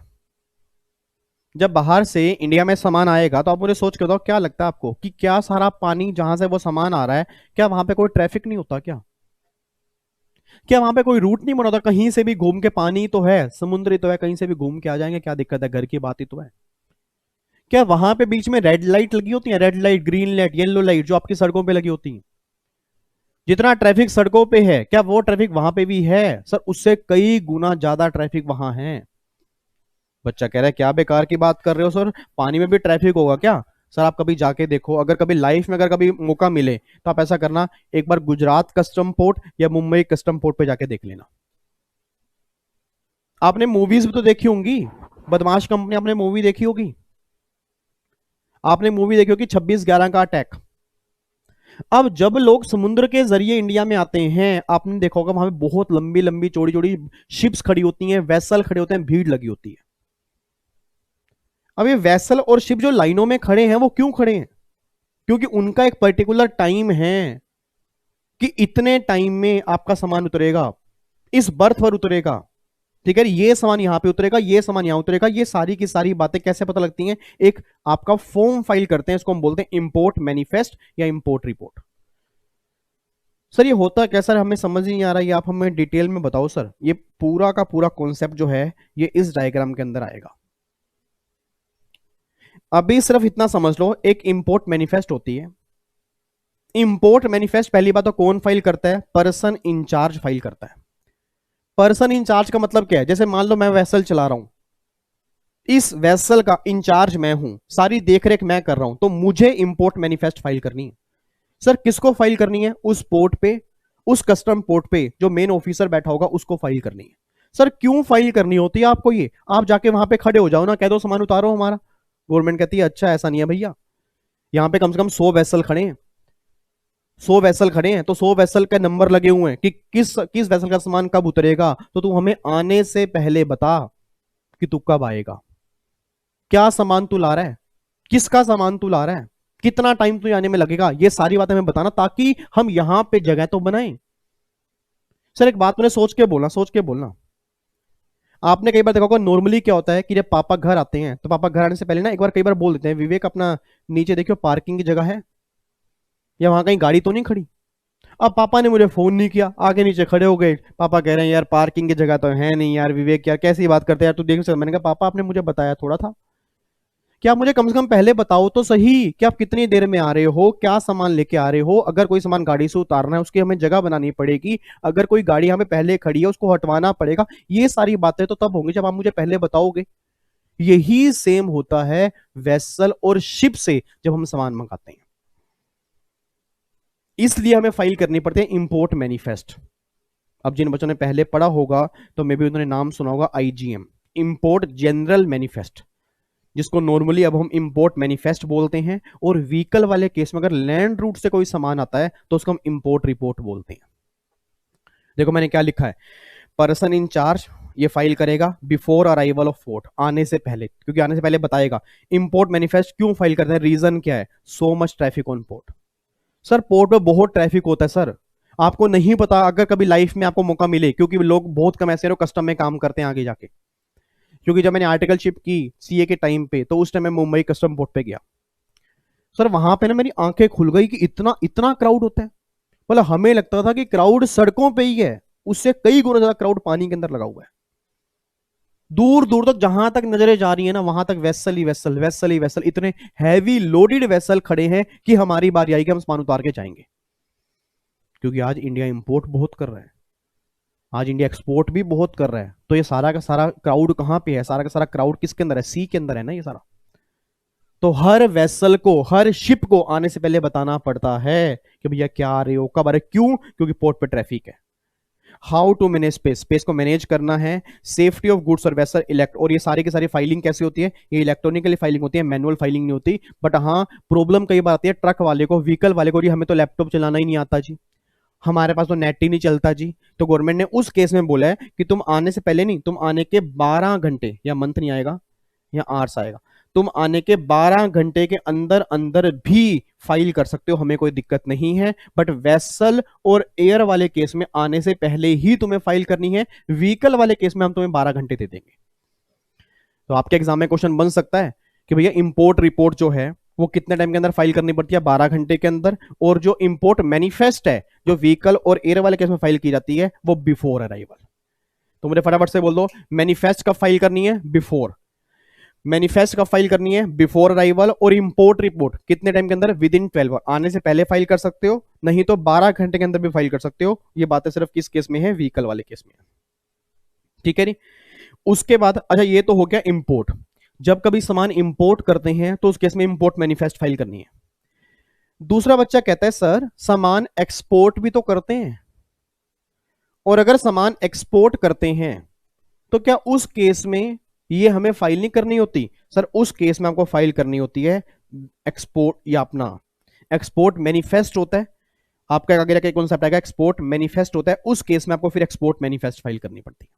तो इंपोर्ट वाले केस में इंपोर्ट मैनिफेस्ट होती है और एक्सपोर्ट वाले केस में एक्सपोर्ट मैनिफेस्ट होती है। ये बात क्लियर है, यहां तक कोई दिक्कत तो नहीं है, पक्का पक्का आगे बढ़ सकते हैं। अब एक छोटा सा कॉन्सेप्ट और है, फिर हमारे बड़े बड़े कॉन्सेप्ट आएंगे, और अगली क्लास के एंड तक हमारे कस्टम के प्रैक्टिकल क्वेश्चन भी स्टार्ट हो जाएंगे। पहली 2 क्लास और पहली 2.5 क्लास आपकी थ्योरी ही है, ठीक है ना। अगर किसी बच्चे को नींद आ रही तो नालायक को पानी पी लिया करो, पानी पी लिया करो, 2-3 ग्लास पानी पिया करो, आंखों पे पानी मारा करो, क्योंकि अगर आप बीच में सो गए तो आपको लगेगा कथा चल रही है, आपको लगेगा प्रवचन चल रहे हैं, बट आपको नहीं पता इसमें सारे क्वेश्चन बनते हैं। अब इसके अंदर ये तो है नहीं कि मैं यहाँ पे डांस करके ऐसे आपको दिखाऊंगा कि जाओ जाओ जाओ जाओ जाओ जाओ जाओ जाओ जाओ जाओ, ये तो डांस करके तो दिखाऊंगा नहीं, क्योंकि भैया ऑब्वियस सी बात है, अब जब अगर कोई प्रोविजन है, थ्योरी है, तो मुझे भी पूरी कोशिश करनी होती है कि मैं अच्छे तरीके से समझाऊं, बट मैं जितना बेस्ट दे सकता हूं उतना बेस्ट ही मैं दे रहा हूं। प्रैक्टिकल क्वेश्चन में नींद नहीं आती, बट कई बार इसमें नींद आ आती है, तो सोना नहीं है मेरे लाल बीच में, उठ जाओ, साथ वाले को थप्पड़ मार दिया करो कि उठ जा नालायक, उठ जा, सर कस्टम पढ़ा रहे हैं। इधर सुनना ध्यान से, अब एक कॉन्सेप्ट छोटा सा और है, देन फिर आपके मेन कॉन्सेप्ट स्टार्ट होंगे कस्टम में।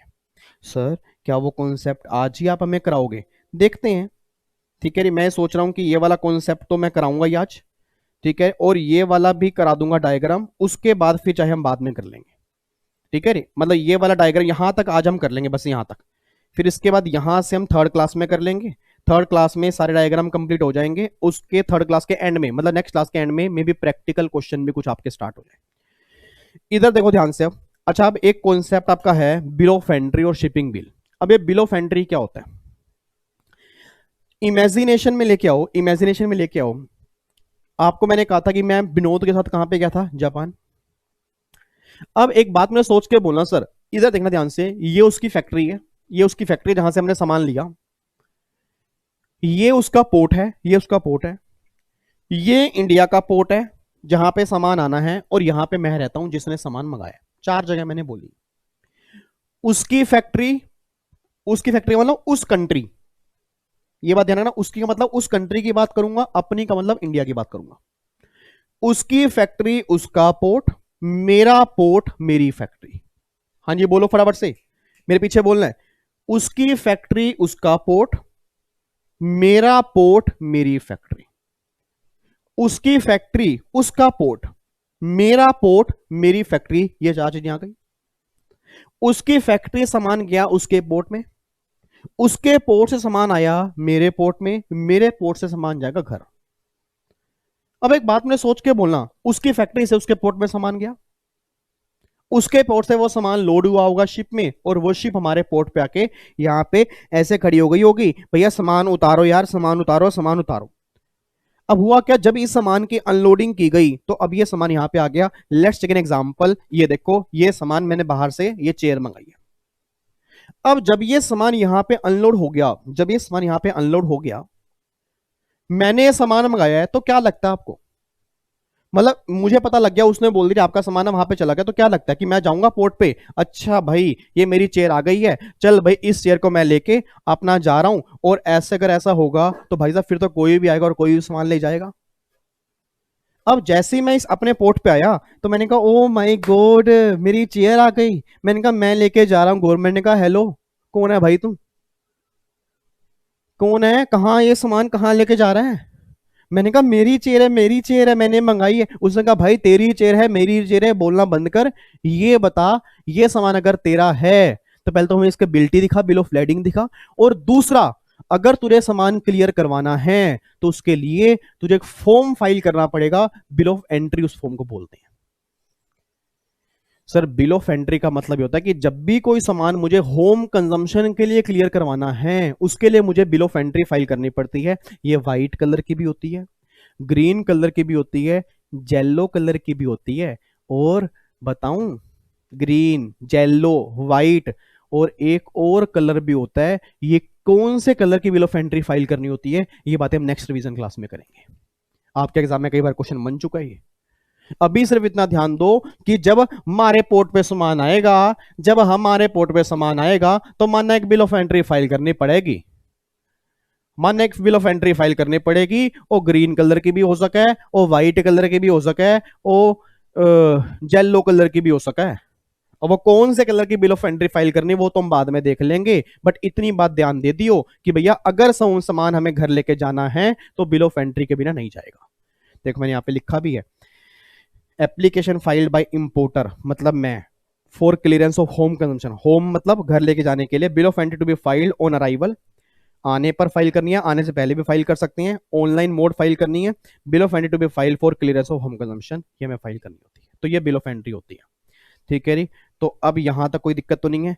बच्चा कह रहा है दिक्कत तो नहीं है सर, आप क्या हमें 2 मिनट लगा के रिवीजन करा सकते हो, आज हमने किया क्या है, क्योंकि सर मैं ना लेट आया था और मैं तो जाने लगा था, मेरे दोस्त ने बोला भाई सुन ले कुछ तो समझ में आ जाएगा, तो मेरे दिल की एक तमन्ना है सर अभी तक जो कराया सिर्फ 2 मिनट लगा के रिवाइज करा दो सर। मेरे लाल, मेरे बैंगनी कलर के बच्चे, आज हमने क्या किया है, आज मैंने आपको 4 टर्म्स क्वेश्चन में बताई हैं, FAS, FOB, x factory price, CIF price. Ex factory price का मतलब उसकी फैक्ट्री में प्राइस, उसकी फैक्ट्री से उसके पोर्ट पे सामान गया, यहाँ पे जो प्राइस बनेगा FAS। अब यहाँ से लोडिंग हुई वेसल में सामान आया, ये FOB हो गया। अब वहां से इंडिया के पानी में सामान आया, CIF हो गया। उसके बाद जो अनलोडिंग होगी वो अनलोडिंग खर्चे ऐड नहीं करने, सर आपने हमें बताया, पहला कॉन्सेप्ट ये था।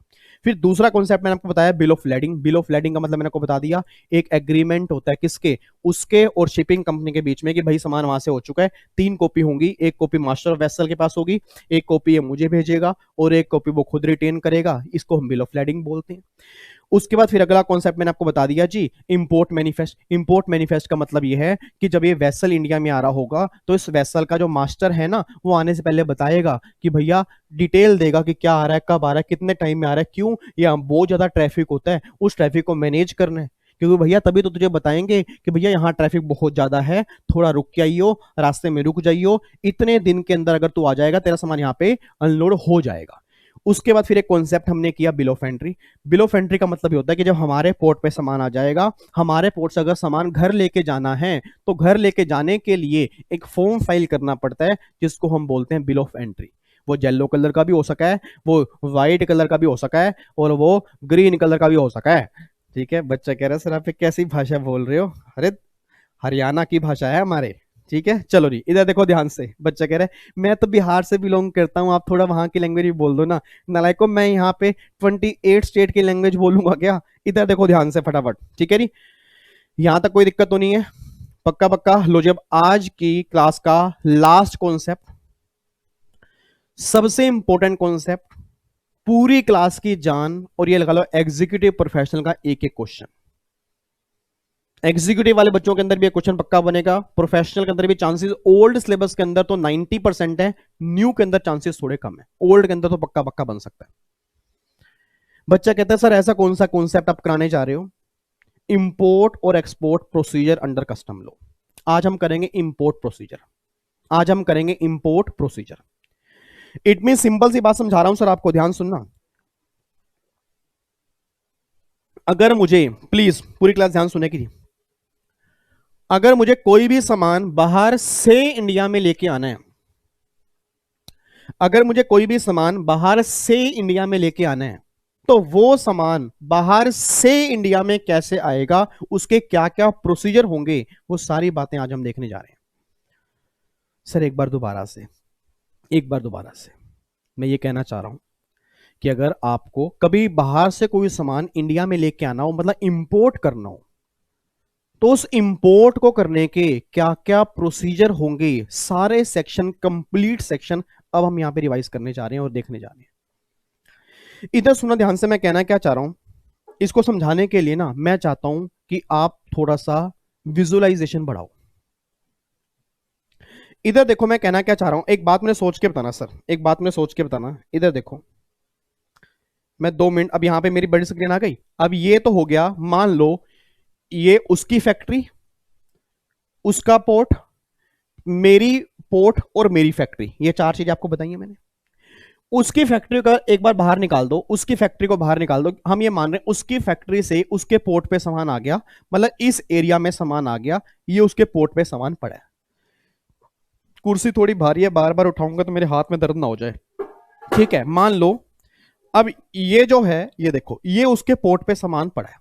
अरे हाथ दर्द हो रहे हैं नालायकों, उसके पोर्ट पे सामान पड़ा है, ये मुझे अपने पोर्ट पे सामान लेके आना है, तो प्रोसीजर क्या क्या है?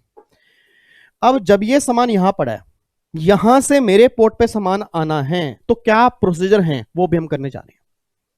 अब गवर्नमेंट ये बात कहती है विवेक, मैंने कहा हाँ जी सर, कहती है एक बात मुझे बता, अगर तुझे चेयर यहां से यहां पे लेके आनी है ना, तो तेरे को सेक्शन 29 से लेके सेक्शन 36 तक ये सारे प्रोविजन फॉलो करने पड़ेंगे। सेक्शन 29 से लेके 36 तक तू सारे प्रोविजन फॉलो कर दे, ये सामान तेरा यहां पे आ जाएगा। मैं कहा बताओ जी कैसे करना है? सर जैसे आप बताओगे वैसे कर लेंगे। उसने कहा सबसे पहले सेक्शन 29 फॉलो करो। मैं कहा सर सेक्शन 29 कहता क्या है? मैंने कहा सर सेक्शन 29 कहता क्या? गवर्नमेंट ने कहा सेक्शन 29 ये बात कहता है कि आना है तो कस्टम पोर्ट पे आना है और कहीं नहीं जाना। मैं कहा नहीं आया समझ। गवर्नमेंट ने बोला विवेक यार इसमें क्या समझ नहीं आया? हम ये कह रहे हैं कि आना है तो कस्टम पोर्ट पे आना है और कहीं नहीं जाना। मैंने कहा यार क्या बेकार की बातें कर रहे हो भाई, आऊंगा तो कस्टम पोर्ट पे ही तो आऊंगा। उसने कहा विवेक तूने मेरी बात को ध्यान से नहीं सुना, आज पोर्ट तो कई सारे हैं, पोर्ट तो कई सारे हैं, बट कस्टम पोर्ट सारे नहीं है। सर एक बार दोबारा बोला, लाइन आपने बहुत बढ़िया बोली है। गवर्नमेंट मुझे कह रही है विवेक आज इंडिया में पोर्ट तो बहुत सारे हैं बट कस्टम पोर्ट सारे नहीं है। कस्टम पोर्ट वही है जो कस्टम ने अप्रूव किए हैं। अब तेरा मन किया भैया यहां से, इधर सुना ध्यान से, अब यहां से ये तू चेयर लेके आ गया, आ रहा था आ रहा था आ रहा था आ रहा था, सामने कस्टम पोर्ट था, तू कह रहा मैं ये तो यहां जाऊंगा यहां जाऊंगा यहां जाऊंगा। गवर्नमेंट ने कहा हेलो कहां जा रहा है भाई? अगर तुझे आना है तो कस्टम पोर्ट पे आना है और तूने कहीं नहीं आना। मैंने कहा सर अगर मुझे आना है तो कस्टम पोर्ट पे तो आना है, मैं कस्टम पोर्ट पे आ जाऊंगा। रास्ते में सर बारिश आ गई, तूफान आ गया, चक्रवात आ गए सर। सर वो शिप शिप सर शिप मेरी डूब जाएगी सर, सामान मेरा डूब जाएगा सर, मेरी चेयर डूब जाएगी। तो गवर्नमेंट ने कहा अगर जान माल का खतरा है, अगर जान माल खतरा है उस केस में तू किसी दूसरे पोर्ट पे जा सकता है, बट तुझे वहां जाने से पहले परमिशन लेनी पड़ेगी। उस एरिया के आसपास के पुलिस ऑफिसर को बताना पड़ेगा कि हम इस वजह से यहां पे रुके हुए हैं। तो आपको मैं दिखाता हूं, इधर देखो ध्यान से। सबसे पहला सेक्शन नंबर देखो 29, पहला स्टेप, फॉरेन पोर्ट से जब यहां पे चलता है तो अराइवल एट कस्टम पोर्ट और कस्टम एयरपोर्ट, और कहीं नहीं जाना। Provided that it may be land at any other place only if compelled by accident, bad weather etcetera.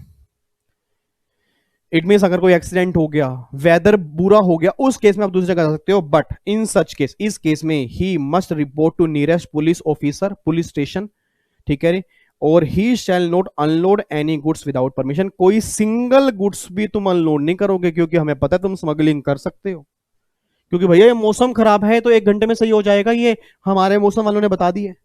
और पता लगा तुमने इस चक्कर में सामान अनलोड कर दिया, अनलोडिंग के चक्कर में वो सामान खराब हो गया, जब वो सामान खराब हुआ फिर दोबारा लोड किया, लोड करने से और खराब हो गया, इंपोर्टर कह रहा है सामान मैं लूंगा ही नहीं, हम कहां से पैसे भरेंगे भाई। तो सिंपल सी बात है, अगर कोई ज्यादा प्रॉब्लम होगी तो हम तुम्हें परमिशन देंगे वो सामान अनलोड करने की, नहीं तो ये सामान तुम अनलोड नहीं करोगे। हाँ तुम बीच में वेसल रोक सकते हो, बट तुम्हें परमिशन लेनी पड़ेगी उसकी भी। अच्छा, मतलब ऐसा होता है क्या सर? मतलब जब हम बाहर से आते हैं तो ऐसा हमारा मन नहीं है कि हम कहीं भी घूमने चल जाए ना? लाइक तुम अपना वेसल में घूमने जा रहे हो ना, ये घूमने फिरने का काम नहीं चल रहा है, ये सामान बाहर से लेके आना। अगर सामान बाहर से लेके आना है तो गाइडलाइंस तो फॉलो करनी पड़ेंगी ना। तो सबसे पहली गाइडलाइंस क्या है, मेरे पीछे बोलो री, सबसे पहली गाइडलाइंस क्या है? सेक्शन 29 क्या कहता है? आना है तो कस्टम पोर्ट पे आना है और कहीं नहीं जाना। आना है तो पोर्ट पे आना है या कस्टम पोर्ट पे आना है। कई बच्चे पोर्ट बोल रहे हैं, अभी भी नालायकों को पता नहीं है पोर्ट और कस्टम पोर्ट में क्या फर्क है। पोर्ट बहुत सारे हैं, कस्टम पोर्ट बहुत सारे नहीं है। सर पोर्ट बहुत सारे हैं, कस्टम पोर्ट बहुत सारे नहीं है, तो कस्टम पोर्ट पे आने की बात हो रही है, पोर्ट पे आने की बात नहीं हो रही। तो आना है तो कस्टम पोर्ट पे आना है, ठीक है, सेक्शन 29। उसके बाद सेक्शन 30, ध्यान सुना आप 30 क्या कहता है। अब इधर सुना ध्यान से। अब यहां पे सर आप चेयर फिर उठा रहे हो सर, 2 मिनट रुक जाओ, बस 2 मिनट उठा लेता हूं। अब यहां पे इधर सुनना, अब यहां पे उसने क्या बोला? आना है तो कस्टम पोर्ट पे आना है। मैं कहा ठीक है। अब मैं यहां पे कस्टम पोर्ट पे जा रहा था, जा रहा था, जा रहा था, जा रहा था, जा रहा था। अब गवर्नमेंट कह रही है रुक जा, रुक। आने से पहले, अपने आप बोल दो, तो मैंने आपको बताया था आने से पहले तुझे इंपोर्ट मैनिफेस्ट फाइल करनी है। आना तुझे कस्टम पोर्ट पे है, बट आने से पहले तुझे इंपोर्ट मैनिफेस्ट फाइल करनी है। और तू व्हीकल से आ रहा है तो इंपोर्ट रिपोर्ट फाइल करेगा। सर उस इंपोर्ट मैनिफेस्ट में क्या बताना पड़ेगा? ये बताना पड़ेगा कहां से आ रहे हो भैया जी, कहां से आ रहे हो, बताओ क्या ला रहे हो, कितना सामान ला रहे हो, कितनी देर में आ जाओगे। सर ये क्यों बताना है? क्योंकि यहां जहां मुझे सामान लेके आना है बहुत भीड़ लगी हुई है, वहां जगह ही नहीं है, स्पेस ही नहीं है, ट्रैफिक बहुत ज्यादा है। तो बताना पड़ेगा ना उसको पहले कि मैं कितने दिन में आऊंगा। इसलिए गवर्नमेंट ने एक सेक्शन 30 इंसर्ट किया। देखो क्या लिखा है, फाइलिंग इंपोर्ट मैनिफेस्ट और इंपोर्ट रिपोर्ट, जो भी हम ऊपर पढ़ के आए थे अभी। तो देखो मैंने क्या लिखा है, हु, कौन आ रहा है, कहां से आ रहे हो, क्या ला रहे हो, कब आ रहे हो। कौन आ रहा है, क्या मेरे पीछे बोलो, कौन आ रहा है, कहां से आ रहे हो, क्या ला रहे हो, कब आ रहे हो। ये चारों बातें आपको बतानी पड़ेंगी, ठीक है। देखो कब बतानी? बिफोर अराइवल, आने से पहले। और अगर व्हीकल का केस है तो मैंने बदला with in 12 hour after arrival, आने के 12 घंटे के अंदर भी अगर बता दोगे तो भी कोई दिक्कत नहीं है। उसको बोलते हैं इंपोर्ट रिपोर्ट, वो व्हीकल वाले केस में होती है, ठीक है। तो मुझे फटाफट से बोल दो सेक्शन 29। सेक्शन 29 ने क्या बोला? आना है तो कस्टम पोर्ट पे आना है, दूसरी जगह पे जाओगे तो परमिशन लेनी पड़ेगी। 30 ने बोला आने से पहले क्या फाइल करनी है? इंपोर्ट मैनिफेस्ट फाइल करनी है। उसके बाद सेक्शन 31, सेक्शन 31 आएगा, वो बोलता है entry inwards unloading permission. It mean unloading permission मिलेगी। ऐसे नहीं है कि अपना भाई अपना सामान यहाँ पे लाके खड़े हो गए, ठीक है जी, और आपको लगा मैं तो लेट हो रहा हूँ, मुझे लगा मैं लेट हो रहा हूँ, वेसल वाले को लगा मैं लेट हो रहा हूँ, मैंने सामान उठाया और ये चेयर ऐसे मैंने घेर दी। गवर्नमेंट ने बोला हेलो क्या भैया जहां तूने ये सामान उतारा है ना, ये जगह किसी और की है, यहाँ पे किसी और का सामान आना था नालायक। मैंने कहा मुझे क्या पता यार, मैं तो लेट हो रहा हूँ, मैं सामान गिर के जा रहा हूँ। गवर्नमेंट ने कहा सुन ले मेरी बात, कि भैया पहली बात तो आना है कस्टम पोर्ट पे है, दूसरी बात आने से पहले इंपोर्ट मैनिफेस्ट फाइल करनी है, तीसरी बात कि अनलोडिंग तुझे परमिशन लेनी पड़ेगी, बिना परमिशन के तू सामान अनलोड नहीं कर सकता, बिना परमिशन के तू सामान अनलोड नहीं कर सकता। ये बातें आपकी सेक्शन 31 में है।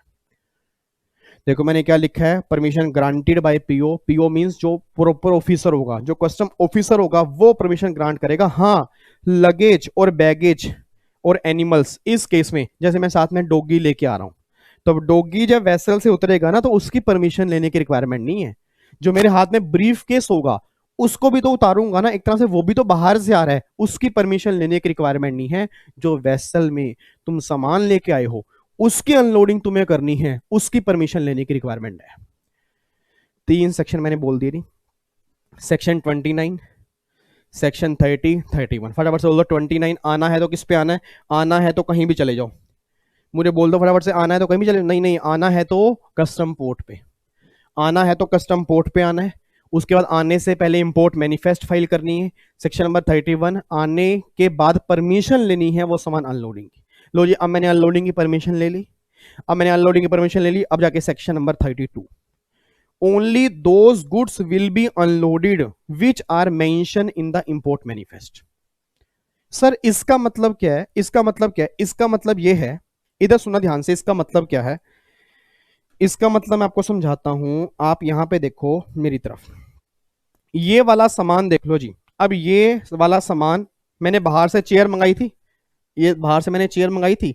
अब ये माउस भी यहाँ पे रख देता हूँ, और ये मेरा हाथ ना टूट जाए, और ये कैलकुलेटर भी यहाँ पे रख देता हूँ, इसके ऊपर सामान पड़ा है। सबसे पहले आना है तो कस्टम पोर्ट पे आना है, सेक्शन 29। आने से पहले इंपोर्ट मैनिफेस्ट फाइल करनी है। इंपोर्ट मैनिफेस्ट में बताऊंगा क्या लेके आ रहा हूँ। मैंने बताई थी मैं चेयर लेके आ रहा हूँ, क्योंकि चेयर मुझे यहाँ पे उतारनी थी। अच्छा, फिर मैंने अनलोडिंग परमिशन ले ली। जब मैंने अनलोडिंग परमिशन ली ना, तो मैंने चेयर भी उतार दी, मैंने कहा जी ये कैलकुलेटर भी उतारना है, और मैंने कहा जी ये माउस भी उतारना है। गवर्नमेंट ने कहा हेलो रुक जा, कह रहा तूने चेयर उतारी, बात समझ में आई? इधर ये माउस, ये कैलकुलेटर कैसे उतार दिया तूने? मैंने कहा सर मुझे उतारना है ये सामान, मेरे को अपना वेसल खाली करना है। गवर्नमेंट ने कहा हेलो, क्या समझ रहा है तू यार यहाँ पे? भाई जब तूने बोला कि चेयर बाहर से आएगी, हमने चेयर का स्पेस बनाया है, तूने इसके बारे में तो कुछ कहा ही नहीं। मैंने कहा ये सामान तो छोटा था, मेरे को लगा वहां पे। उसने कहा ऐसा नहीं होता भैया, साफ साफ साफ साफ प्रोविजन सेक्शन नंबर 32 में लिखा है कि अनलोडिंग उसी सामान की सिर्फ होगी जो इंपोर्ट मैनिफेस्ट के अंदर मेंशन होगा। मेरी बात समझ पा रहे हो आप? अनलोडिंग सिर्फ उसी सामान की होगी जो इंपोर्ट मैनिफेस्ट के अंदर मेंशन होगा, और किसी भी सामान की तुम ऐसे अनलोडिंग नहीं कर सकते। सर ये बात मैं नहीं कह रहा, आप जब सेक्शन 32 देखोगे उसमें साफ साफ ये बात लिखी है, आपको मैं दिखाता हूं। देखो यहाँ पे क्या लिखा हुआ है, only those goods will be unloaded which are mention in the import manifest. कमाल के बाद देखो section number 33, unloading at approve place. Unloading की परमिशन तुम्हें मिल गई है, इसका मतलब ये नहीं है कि कहीं भी उठा के तुम इसके अनलोडिंग कर दोगे। जो प्लेस तुम्हें अप्रूवल दी गई है कि इस प्लेस पे चेयर रखनी है, तो उसी प्लेस पे चेयर रखना। साथ वाला प्लेस अगर खाली पड़ा है तो उसको छोड़ देना, इधर वाला स्पेस अगर खाली पड़ा है उसको भी छोड़ देना। सर क्यों छोड़ दें सर? कोई भी जगह खाली है, जहां मेरा मन करेगा वहां मैं अनलोड कर दूंगा, एक बार करके तो देखो। गवर्नमेंट कहेगी भैया चल क्या रहा है, यहाँ जो सामान ये जो प्लेस खाली है, वो जो प्लेस खाली है वो तेरे पीछे 2 वेसल खड़े हैं ना, ये प्लेस हमने उनके लिए रखा हुआ है। सर बड़ा क्लेश लग रहा है कस्टम में, तो हम तो लग रहे थे कस्टम बिल्कुल आसान है। कस्टम आसान है, बट कस्टम में कंप्लाइंस बहुत ज्यादा है सर, इंपोर्ट में कंट्रोल बहुत ज्यादा है। तभी तो सिर्फ 5 से लेकर 10 नंबर का, और न्यू सिलेबस में भी प्रोफेशनल में भी क्यों कम कर दिया? क्योंकि आगे कस्टम का बहुत कम काम होता है। काम ज्यादा है बट लोग कस्टम में कम जाते हैं, क्योंकि अब तो जीएसटी आ गया तो लोग जीएसटी में ज्यादा जा रहे हैं। बट समझना तो है सर, एग्जाम तो निकालने है ना, या तो रट लो या समझ लो। अब अगर आपकी सच्ची बात बोल रहा हूँ, दिल से बात बोल रहा हूँ, ये डायग्राम 5 मिनट का भी नहीं है, सिर्फ 5 मिनट का भी नहीं, आपको पता भी नहीं लगेगा, पता भी नहीं लगेगा, आपको लगेगा बहुत बढ़िया समझ में आ गया, बट वो मेरे से होता नहीं। मैं कहता हूं कि भाई साहब मेरी जान निकल जाए, बट बच्चे को समझ में आना चाहिए कि हाँ कुछ तो समझ में आए। मैं कह रहा हूँ 10% तो समझ में आए, जो बच्चा पहली बार देख रहा है। क्योंकि जब वो दो तो तीन तीन बार रिवीजन करेगा तो उसे और अच्छे से इंप्रूव होगा। और इसलिए मैं यूट्यूब पे ओपन क्लास ही डाल रहा हूँ, ताकि जितनी मर्जी बार देखो, 5 बार देखो, 10 बार देखो, कोई फर्क नहीं पड़ता। स्पीड स्लो करके देखो, फास्ट करके देखो। इधर सुना ध्यान से। अब 29 कस्टम पोर्ट पे आना है, 30 इंपोर्ट मैनिफेस्ट फाइल करनी है, 31 अनलोडिंग परमिशन, 32 वही सामान उतरेगा जो इंपोर्ट मैनिफेस्ट के अंदर होगा, 33 अप्रूव प्लेस पे उतरेगा, और 34 ये कहता है कि जो ये अनलोडिंग होगी ना, ये कस्टम ऑफिसर की सुपरविजन में होगी। मतलब एक ऑफिसर यहां पे साथ में खड़ा होगा, उसकी सुपरविजन में अनलोडिंग करोगे, ऐसे अनलोडिंग तुम नहीं कर सकते। सर ये 6 सेक्शन हम रिवाइज करवाना चाहते हैं। ओ मेरे लाल, मेरे मैरून कलर के बच्चे, बताओ। सबसे पहले इधर देखो ध्यान से जी। सबसे पहले आओ मैं स्क्रीन थोड़ी बड़ी कर दूं ताकि आप मुझे अच्छे से समझा पाऊं। लो जी, सबसे पहले मुझे बताओ जी, ये उसका पोर्ट है, ये लो मैं यहां पे आ गया, ये उसका पोर्ट है। फटाफट से बोलो, वहां पे मुझे जाना है वहां पे। तो सबसे पहले क्या करूं जी मैं, सेक्शन नंबर 29, आना है तो कहीं पर भी आना है, कहीं पर भी घूम सकता हूं, कहीं पर भी घूम सकता हूं, कहीं पर भी घूम सकता हूं। बोलो फटाफट से, कहीं पर भी घूम सकता हूं? नहीं सर, सेक्शन 29 ये बात कहता है आना है तो कस्टम पोर्ट पे आना है। 30 ने मुझे रोक लिया, कह रहा आने से पहले इंपोर्ट मैनिफेस्ट फाइल करनी है। कौन आ रहा है, क्या ला रहा है, कब आ रहा है, कितने दिन में आ रहा है, ताकि हमें स्पेस बनाना है। Section number 30। 31 ऐसे सामान मत उतार दियो, अनलोडिंग परमिशन। 32 वही सामान अनलोड करियो जो इंपोर्ट मैनिफेस्ट के अंदर होगा। 33 अप्रूव प्लेस पे अनलोड करियो, और 34 कस्टम ऑफिसर की सुपरविजन में करियो। अब बोलो, आपके एग्जाम में अगर एमसीक्यू क्वेश्चन बन गए कि भैया ये अनलोडिंग परमिशन किस सेक्शन में है, एंट्री इनवर्ड मतलब अनलोडिंग परमिशन किस सेक्शन में है, इंपोर्ट मैनिफेस्ट किस सेक्शन में फाइल करनी पड़ती है, आना है तो कस्टम पोर्ट पे आना है किस सेक्शन में लिखा हुआ है, अप्रूव प्लेस पे अनलोडिंग होगी किस सेक्शन में लिखा हुआ है, कस्टम ऑफिसर की सुपरविजन में अनलोडिंग होगी किस सेक्शन में लिखा है, ये सब बच्चे जानते हैं जिन्होंने पास्ट एग्जाम दिए हैं। कस्टम में सेक्शन बहुत सारे आते हैं, और इसलिए मैं सेक्शन नंबर साथ साथ आपको बता रहा हूं कि ताकि भैया अगर सेक्शन नंबर भी आ गए ना तो मेरी क्लास का सिंगल बच्चा भी गलती नहीं करके आएगा। तो 29, 30, 31, 32, 33, 34 ये 6 सेक्शन हैं मेन इंपोर्ट प्रोसीजर के।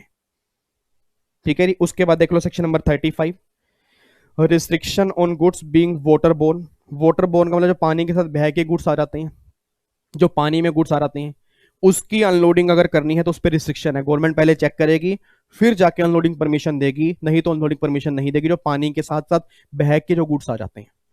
Section number 36, restriction on unloading and loading on the goods holiday. Obvious बात है, जिस दिन आपकी छुट्टी है, जिस दिन छुट्टी होगी, जैसे मान लो 2 अक्टूबर है, अभी 2 अक्टूबर आपका गया, उस दिन छुट्टी थी। 15 अगस्त, 26 जनवरी, ठीक है, ये तो पब्लिक हॉलीडे है, छुट्टी होती है, तो इस दिन लोडिंग अनलोडिंग में गवर्नमेंट रिस्ट्रिक्शन लगा सकती है। वैसे नहीं है भाई, हाँ भाई इमरजेंसी है तो सामान तो लोड अनलोड करना पड़ेगा ना, क्योंकि अगर एक दिन सारा दिन वेसल खड़े हो गए तो भाई साहब इतनी और ट्रैफिक यहाँ पे जुड़ जाएगी। तो गवर्नमेंट कहते हैं कि हम वहां पे रिस्ट्रिक्शन लगा सकते हैं लोडिंग अनलोडिंग में जिस दिन आपका हॉलीडे है। तो ये सेक्शन नंबर 36 है। तो टोटल मिला के 29 से लेके 36 तक सेक्शन जो है ये आपके सामने। बच्चा कहता है सर मेरे दिमाग में ना क्वेश्चन आ रहा है, अब जैसे अब ये सामान अनलोड हो गया तो अब ये मेरे को घर नहीं लेके जाना, मेरे को अगर इस सामान को घर लेके जाना है तो मैं क्या करूंगा? अरे भाई इस सामान को घर भी ले जाएंगे, ले जाएंगे, तन्ने इस सामान को मैं घर भी भिजवा दूंगा। अगली रिवीजन क्लास तक थोड़ा क्या कहते हैं हरियाणा में, संयम रख ले, थोड़ा पता नहीं क्या कहते हैं, थोड़ा वेट कर लो। मैं तो ये कहूंगा, मेरे को तो नॉर्मल लैंग्वेज, थोड़ा वेट कर लो। नेक्स्ट रिवीजन क्लास में हमारा कॉन्सेप्ट यही है कि अगर इस सामान को अभी इंपोर्टर को अपने घर लेके जाना है तो उसे क्या प्रोसीजर फॉलो करने पड़ेंगे, नेक्स्ट क्लास के अंदर वही होगा स्टार्टिंग में।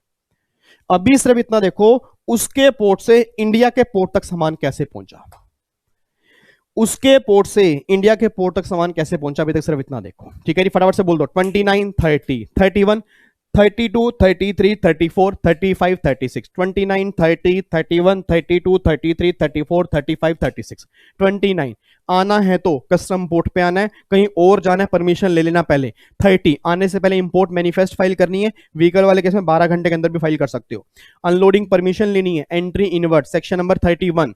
32 भैया अनलोडिंग उसी सामान की करना जो इंपोर्ट मैनिफेस्ट के अंदर होगा, और किसी की अनलोडिंग नहीं होगी। 33 अप्रूव प्लेस पे अनलोडिंग करना। 34 कस्टम ऑफिसर की सुपरविजन में करना। 35 जो पानी के साथ बह के सामान आ गया उसमें हम रिस्ट्रिक्शन लगा सकते हैं। और 35 जिस दिन छुट्टी होगी, हॉलीडे होगी, लोडिंग अनलोडिंग पर रिस्ट्रिक्शन लग सकती है। लो जी, इन सब बातों से हमें पता लग गया कि अगर सामान इंडिया के कस्टम पोर्ट पे आना है तो क्या प्रोसीजर है। ये सारे इंपोर्ट प्रोसीजर है। देखो जीएसटी कितना अलग है, इनकम टैक्स कितना अलग है, और कस्टम देख लो कैसा है। और बच्चा कस्टम छोड़ के जाता है, कहता समझ ही नहीं आता सर। पता क्यों नहीं आता? आप ध्यान सुनते नहीं। बोरिंग है सर। देखो सिंपल सी बात है, मैं ओपनली बोलता हूँ यार, बोरिंग है। बट एक होता है बोरिंग है, एक होता है बोरिंग बना दिया जाता है। मैंने पूरी कोशिश करता हूं कि आपको बोरिंग ना लगे सर।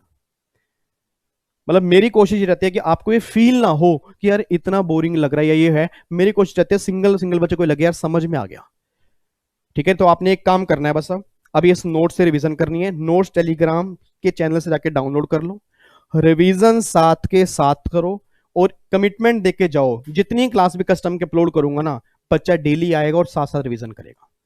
सर आपको पता नहीं है, अगर साथ के साथ रिवीजन कर लोगे ना, क्वेश्चन भी कराऊंगा, गारंटी दे रहा हूं कस्टम दोबारा पढ़ने की जरूरत नहीं पड़ेगी। बट आपको आना पड़ेगा डेली। ठीक है री। तो बाकी फिर मिलूंगा अब वेनेसडे को। ठीक है, थर्ड क्लास हमारी वेनेसडे को आएगी शाम को 7 बजे, फिर फ्राइडे को आएगी। ठीक है, तो मतलब 6 7 8 मुझे नहीं पता कितनी क्लास आएंगी, बट 1 घंटे से ऊपर मैं नहीं डालूंगा। रीजनिंग 2 2 2.5 2.5 घंटे की आप क्लास देखते हो नहीं, फिजूल जाती है आधी क्लास। तो मुझे लगता है कि 1 घंटे तक बच्चा बैठ सकता है। ठीक है, तो 1 घंटा भी अगर आप देख लोगे मोर देन सफिशिएंट है। अभी टाइम है हमारे पास, काफी टाइम है दिसंबर के एग्जाम के लिए। आराम से इस महीने में कस्टम पूरा जबरदस्त तरीके से करवा दूंगा विद क्वेश्चंस।